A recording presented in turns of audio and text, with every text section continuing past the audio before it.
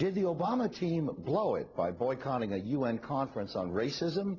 That's just one of our topics. Our show is Hearts and Minds.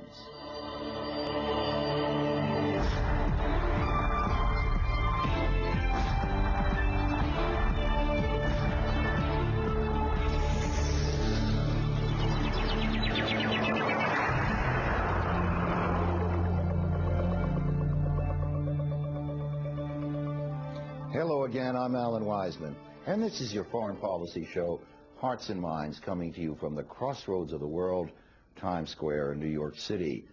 In the grand scheme of things, maybe the decision by the United States to boycott the recent UN conference on racism, the so-called Durban II meeting in Geneva, may not amount to anything.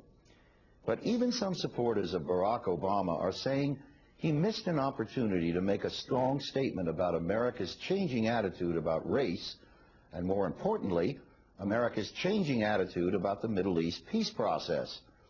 With the Netanyahu government bobbing and weaving about whom to talk to and whether to talk at all, and Obama sending signals that America's role might not be business as usual, the stage has been set for what could be some hardball diplomacy in the next few months.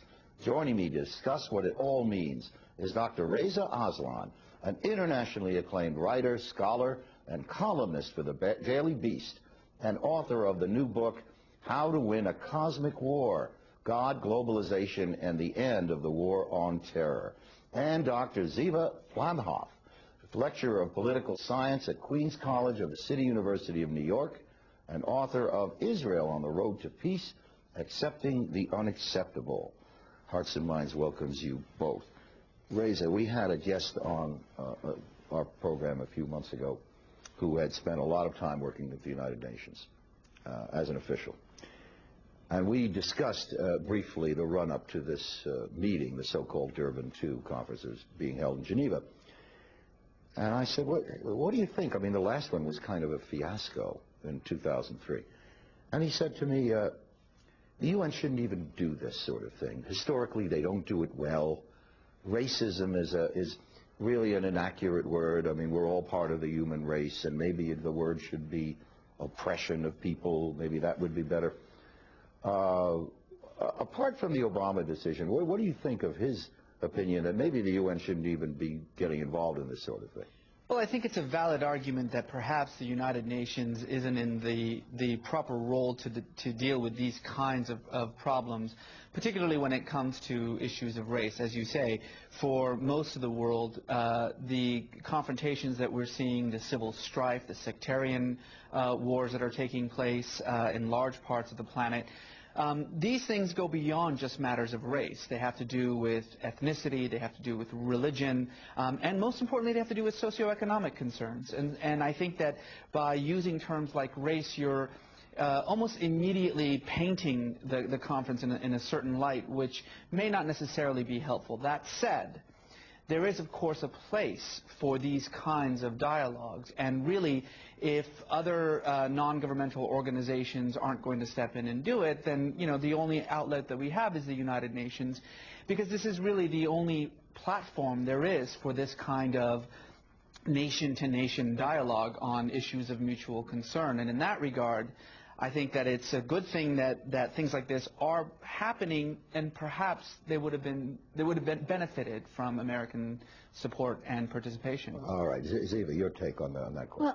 Well, the last conference, I was skeptical when the United States left the conference, because at that time I thought perhaps it could use the conference to have its own input there. This time around, I think that Obama did the right thing, if only it is perhaps a balancing act. He's going to put pressure on Netanyahu, for sure, next month. I shouldn't say for sure. We're going to get him in a minute, but go ahead. But perhaps it is a balancing act between preparing for what he is going to have to do in a month's time and that conference. Also, you asked the question whether the UN should really even be doing host that conference. The UN has been discredited in recent years so much that I don't know if it was in its interest to have that conference. And the conference really is a mockery when you talk about human rights. Having countries like Iran, Cuba, Libya chair the conference. Well, Libya was the chair not too long ago, wasn't it? Yeah. So, you know, last time and this time it was hijacked. The conference Well, this was really the Bush hijacked. criticism of the Bolton criticism of let's not get involved with the United Nations because the deck is stacked against us and we can't do anything, right? Well, I think the United Nations has its validity. I admire the organization for different reasons, but not for holding conferences like this one and giving a platform to speeches, outrageous speeches such as the President of Iran. All right. Reza, Barbara Cossette, writing in The Nation, says the U.S. turned its back on a chance to enhance its image and do more across the developing world than any grand tour of Europe could ever accomplish. That sounds, and Barbara's a great reporter and she's been a guest on this program. Do you think she overstates it? No, I don't think so. I think that the Obama administration has been spending the last 90-something days trying to reframe the perception of the United States in the world, trying to, in many ways, rewrite the very relationship that the U.S. has had with the global community. And it's precisely these kinds of opportunities, these platforms, these opportunities for engagement that this administration seems in a proper place to actually take advantage of. Now, I'm not saying that there was any reason for President Obama to be there, certainly not. However, sending someone like Susan Rice, America's ambassador to the United Nations, also an African-American woman, also someone who can speak about issues of race and could have made a statement just by itself. And it would have also given the United States an opportunity to answer some of the comments of someone like Ahmadinejad instead of just simply letting that become the story. Well, Ziva, I have no independent knowledge of this, but let me just play devil's advocate. Perhaps it was that the administration looked at this thing that was on the schedule and said, with all the stuff we have on our plate here, we have to prepare for, we have an EU meeting, we have a NATO summit, we have the Summit of the Americas. This we need like a hole in the head. Maybe the thing is we just take a flyer. Well, that too, but I think it was also a statement made by deliberately staying away from... and what was? How do you read the statement? What's the message? The message is that we are not going to let the UN be a platform for speech such as the speech of Ahmadinejad, and being used and abused by certain coalitions.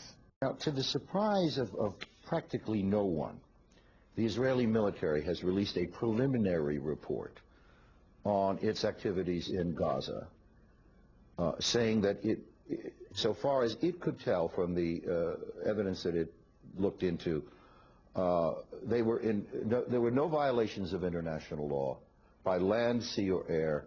No innocent person was deliberately, the key word deliberately, killed by Israeli troops. Now, of course, the United Nations is going to have its own independent investigation. Ziva, what was your reaction to this preliminary report? Being an Israeli, it's a little, I don't want to be put on the spot, but I have my criticism. First of all, I don't think that an army should investigate itself. So that's one thing. And I hope Israel will, although I think it stated that it will not cooperate with the UN investigation. Right. The relationship between the UN and Israel has not been such a great relation, except for... Judge Richard Goldstein from South Africa will be heading that. Right. It is, when you say innocent, I mean, Israel say that no innocent person was deliberately define innocent. Right. I mean, what do you mean by innocent? But I understand Israel's position on, well, it didn't talk about proportionality, right. The issues of international law and proportionality and all the other issues that have been raised after the war. But as I say, the difficulty is of an army investigating itself. And right, because after, as I recall, after Lebanon in '82, it was the Justice Department in Israel that did the investigation of Sabra and Shatila. Right, a state commission was created That's right. especially for that.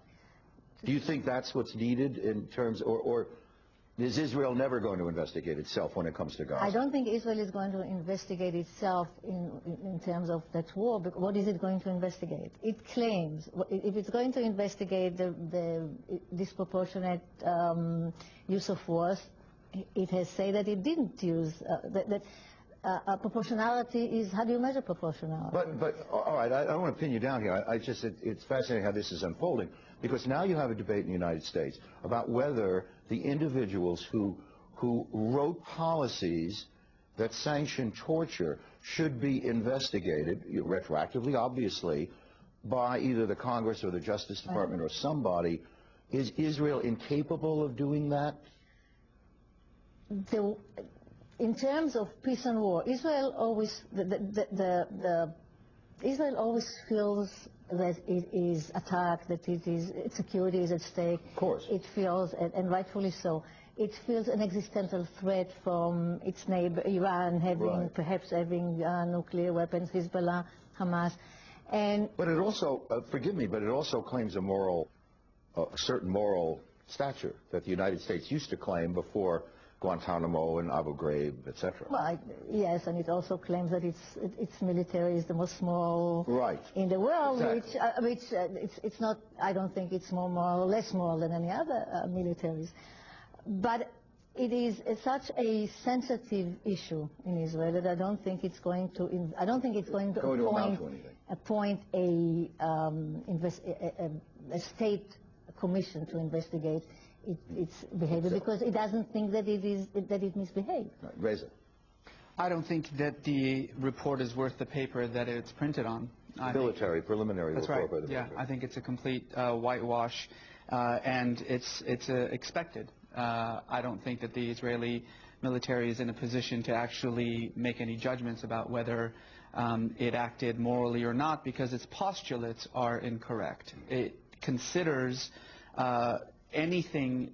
Essentially, the problem with the way that the IDF thought about this conflict is that because Hamas is more than just a militant organization, it is also a social organization, it's a police organization, it felt that it had the right to attack the civilian infrastructure, the political infrastructure, the police force, government buildings, communications buildings, because anything that had the stamp of Hamas to it, whether it had anything to do with Hamas's military wing or not, was considered fair game. So of course it feels as though it was completely justified in attacking these structures. But don't you damage the fabric of the institution? And Israel truly has a citizens' army. Okay, these are not quote-unquote professional soldiers. I remember right after '82, I interviewed a commander, a colonel, who was dismissed because he refused the order to lead his troops into Beirut. He said, I'll go as a medic to treat my men if they get hurt, but I'm not going to lead them in because it's immoral. My question is, when you do things like this, don't you wreck your institution among people who are moral in every other sense? You mean the IDF? Yes. I think so. I mean, I think you said it very well. Israel does see itself as sort of this island of stability and democracy and progressive values in the midst of a sea of savage enemies, in the Israeli imagination. And so as a result of that, I think that it sets itself up for far greater criticism than perhaps it deserves. But this is sort of, it comes with the territory. If you're going to put yourself up on a pedestal, then you have to be prepared to have far greater scrutiny of your actions. But Ziva, don't you pay a price, a moral price for this, as the United States has certainly paid for actions that were taken in Iraq, okay, and in places like Guantanamo and Abu Ghraib? I mean, you have to pay the piper sooner or later. Well, I wouldn't compare Iraq with Gaza, the Iraq war with Gaza. I wasn't comparing the actual. Okay. Go ahead. It's somewhat difficult for me to. Well, I understand where Israel was coming from when it attacked Gaza, when it started the war. It could not respond. It had to respond. 8,000 missiles in 3 years, and public opinion strongly asking for a response to the constant bombing. So it had to respond. Whether it had to respond, the war had to be that long, is it or that powerful? But a lot of people. That's a different. That's a different. A lot of people question. believe that the reason that the response was what it was because of what happened in 2005, where the world got the attitude that, hey, maybe the IDF isn't so tough anymore, and maybe they needed to show a little swagger. I think that's what it was. I think it was a response to the 2006 war, the Hezbollah and Hamas, thinking that it can repeat what Hezbollah did in Lebanon, and it probably had more in mind than that. I think it wanted to deter Iran, and I think it wanted to deter Syria to a lesser extent. So it had a. I don't know if it had a strategy. All right. But it had tactics. Daniel Levy, in a recent piece, said that one thing that George Mitchell has to watch out for, and that Obama has to watch out for, are these little games that Netanyahu plays where he sets up red herrings and then knocks them down. So he'll set up a red herring like, well, I'm opposed to a two-state solution, and then give on it when it was something that he was prepared to do in the first place. He's an opportunist, and he'll do anything. I'm agreeing with you. He'll do anything that he has to do to stay in power. And he can also be a pragmatist. Although he's an ideologue, he can be a pragmatist. He's the person who did meet Arafat a few times, or who despised him. Mm-hmm. He's a person who negotiated Hebron. He was a person who leaned to pressure when he had to. So it's possible that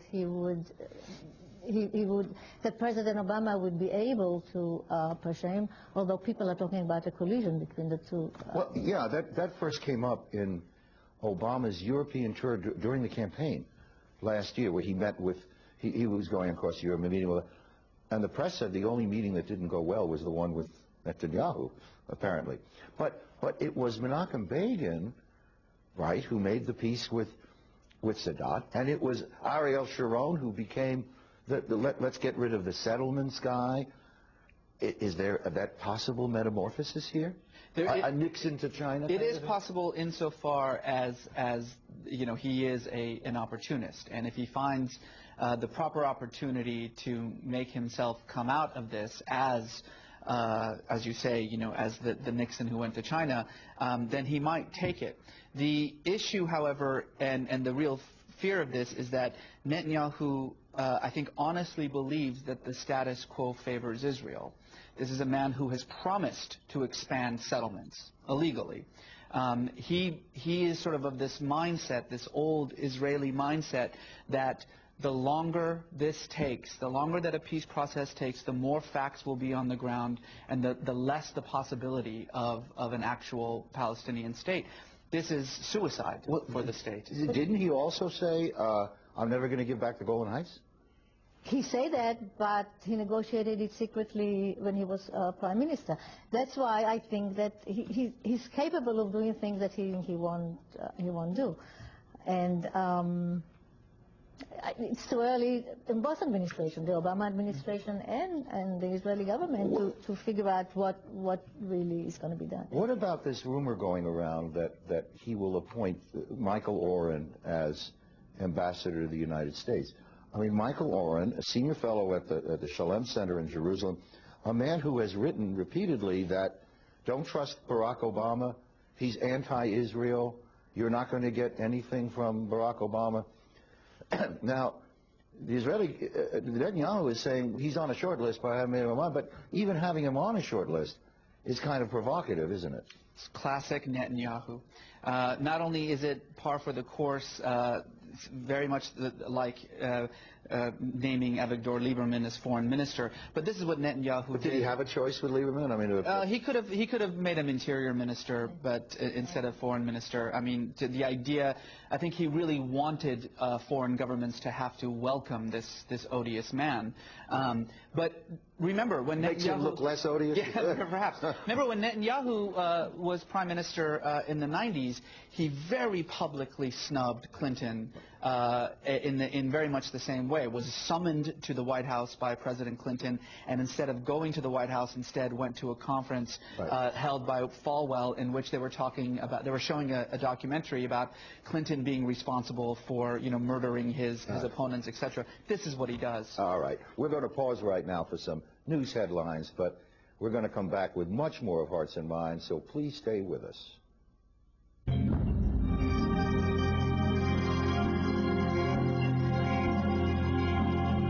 And we're back. I'm Allan Weisman. Our topic is the U.S. and the Middle East peace process, and I'm joined by Reza Aslan and Ziva Bakman-Flamhaft. Reza, Daniel Levy talks about beware of distractions that Netanyahu will throw at George Mitchell and Hillary Clinton and whoever he's dealing with. Is this obsession with Iran one of the distractions that they're throwing at the United States to keep from having to talk about Gaza and the Palestinian settlements, etc.? I think there is a genuine fear in Israel about Iran's ambitions, particularly its nuclear ambitions. There's no question about that. But there's also no question that that fear has been greatly exaggerated for political effect by Netanyahu, not just now that he's prime minister, but certainly as he was campaigning for that office.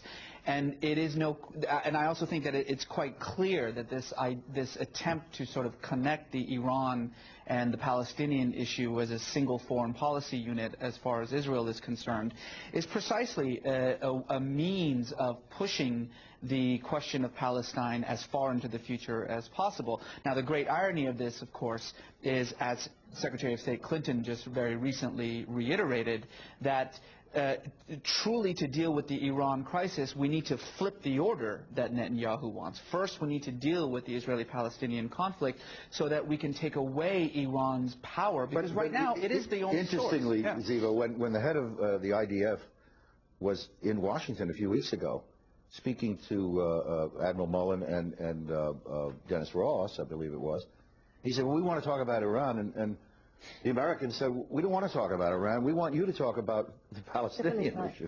Well, Iran, one has to recognize that there really is a great fear among Israelis, not just Netanyahu rhetoric, about Iran, about Iran having nuclear weapons, whether it's going to take 10 years or 2 years. It depends what stuff you read. Having said that, he's going to have to talk about the Palestinians. There's no question about it. He's not going to, Obama is going to demand that, and Clinton is going to demand it, and Mitchell, I think, is going to demand Well, that's what he's These there are for. serious people. These are not, you cannot, I don't think these are people that you can manipulate. Even No, he didn't send some deputy assistant third-rate guy. Yes. Now, Obama has just invited all of the principal parties to separate meetings in Washington, except no word on Hamas. Is this a mistake, do you think? I don't know that they could have invited Hamas before unification between. There have to be an agreement has to be reached between Hamas and Fatah, and I think then the United States will talk to Hamas, and I think Israel. Now, the United States and Iran have been exchanging, if not bouquets, nice little Hallmark greeting cards. How troubling is this to Israel? Israelis are realistic, and they understand that the United States has to have relations with Iran, and that President Obama is reaching out to Iran, as he's reaching out to other parts of the world. He's bringing, so far, he's bringing a change, if not at least in style, and we have to, it's too early to see the actions. Right, see what, but I think they're realistic. you know, Israel. You talk to some Israelis. I don't know the percentage. I don't know that anybody polled that issue. But you talk to many Israelis who say we have to attack. We cannot live with a nuclear Iran. And you talk to other Israelis, especially in the military, you say Israel cannot. Israel will have to live with Iraq, with a nuclear Iran if it becomes nuclear, and rely on deterrence. But the statements from the United States have been pretty direct, ill-advised, in bold, underlined 3 times from Secretary Gates and others about an Israeli attack on Iran. I mean, they made it clear you don't have the green light. Right. And actually, Secretary Gates, a few years ago, wrote a pamphlet together with Brzezinski. Then he already said you have to talk to the Iranians. So I think it's inevitable. And I think it is important to understand that a military incursion by Israel into Iran is literally impossible without American support. Right. So if there is no American support, there is no military incursion. All right, you talked about ticking clocks before. There's also another clock ticking, and that is the people of Gaza, the blockade, the material that's not getting through. How long can this go on without either the United States or some group that the United States manages to pull in to say enough is enough? We'll go over and supervise the block, you know, the routes, but these people can't continue to live like this. These people have been living like this for years. The humanitarian situation in Gaza is probably the worst in the world right now. And unfortunately, it's become this living symbol for this, you know, master narrative of suffering and oppression of Muslims in the hands of, you know, Israel and the United States. And in a very strange twist of fate now, you have the Arab allies of the United States, in particular Mubarak, who's also coming to Washington. That's right. Who is, because of his fear of Hamas and because of his fear of the Muslim Brotherhood in Egypt, has actually contributed to the hardships of the Palestinians, and whose own regime now is under attack by elements within his own country. So this is, I think, you know, a situation that has gone on far longer than it could reasonably have done so, and something has to be done about it. But do you, go ahead, do you blame Obama for not, and certainly some leftists in the United States do, for not being proactive in this area? Well, he's going to have to be proactive on the whole issue of a middle. Yeah, well, no, we understand that, but the short term of getting, you know, it's not enough to pledge money. I agree. It's done. It's been done. The Gazans have been living under terrible conditions for too long, and I think that an international regime has to be created, perhaps to replace the Israelis, although the Israelis are not going to be replaced, they're going to disagree to replace them, but perhaps gradually so, to see that smuggling of weapons is going to end to Gaza, and to see that the tunnels are going to... but they need things like concrete. They need things to rebuild from the rubble. Right? Gas. Gas.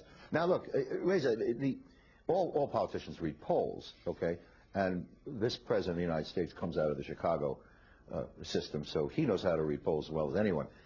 The polls in the United States vis-a-vis Israel are breaking down generationally, whereas a large percentage of Americans under 45 think the United States should at the very least play a more even-handed role in the Middle East.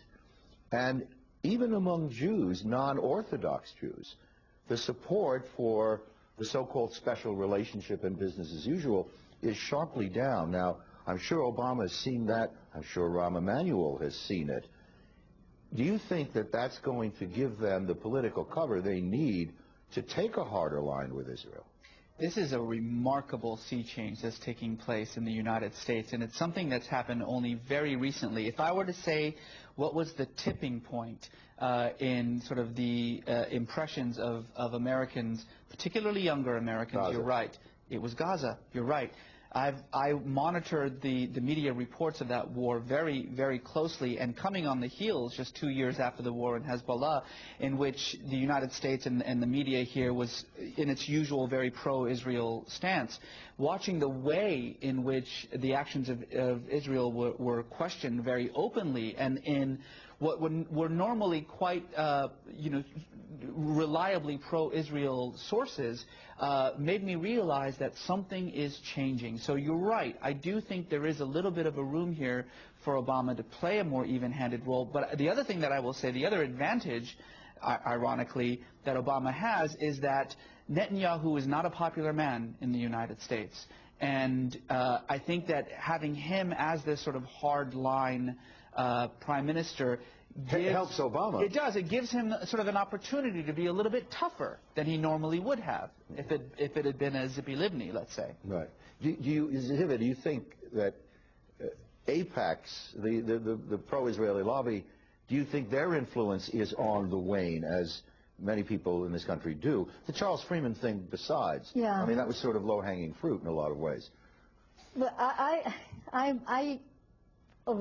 believe that the influence of AIPAC is overrated. I recognize the influence of AIPAC, right, but there are other lobbyist groups that do have great influence too. The Big Pharma, the Cuban lobby during elections time. But I think after Turkish Gaza, lobby. Turkish lobby, I think Gaza was, I'm sorry to say that, I don't know if I'm sorry to say, but the effect of Gaza is not working in the interest of Israel on many levels, and that is one of them. And perhaps you also can, I don't know to what extent the economic condition in the United States is influencing public opinion away from Israel. Especially, among the young and if you put on top of that the usual Jewish donors who donate to Israel, my suspicion is that that's dropped not only for economic reasons, but because of what happened in Gaza.